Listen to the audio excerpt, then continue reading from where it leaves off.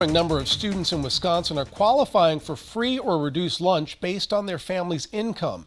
In rural districts like Mauston and Juneau County, that number has increased the past decade. Sarah Maslar-Donar is digging deeper into why and what's being done to help future generations of families.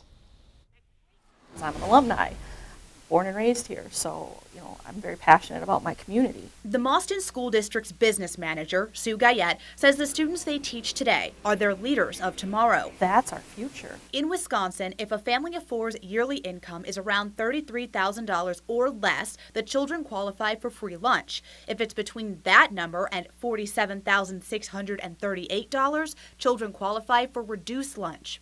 As of February, just over 55% of Mauston students fell into those two categories. It's a similar story for school districts across Juneau County. And that actually, when I looked back at like a 10-year spread, all of them have increased over 10 years to go up higher. While enrollment in the Mauston School District declined slightly over the past 10 years, the percentage of qualifying students increased by over 11%. Guyette says one reason behind that trend is family earnings haven't kept up with the cost of living. The rural areas just have not been able to catch up as have much success as some of the urban areas have had experienced growth, and it's just slower to reach the rural areas.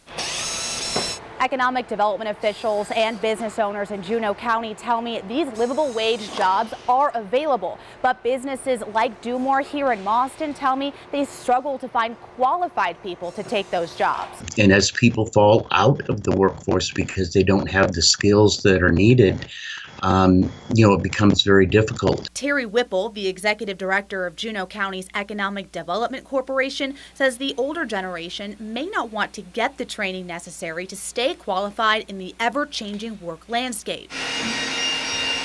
That's where the Mauston School District comes in. It's working with local manufacturers and businesses to offer apprenticeship programs to current students. So if these kids can learn those type of manufacturing and fabrication skills, that can help them have an advantage to go out into the world and make a good living. It won't happen overnight, but the long-term goal is to provide a roadmap to financial success for future generations. There's a tremendous amount of information out there at their fingertips.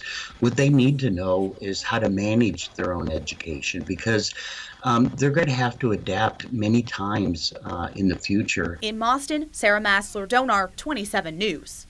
The district says it has to utilize federal and state grants to be able to provide those unique programs.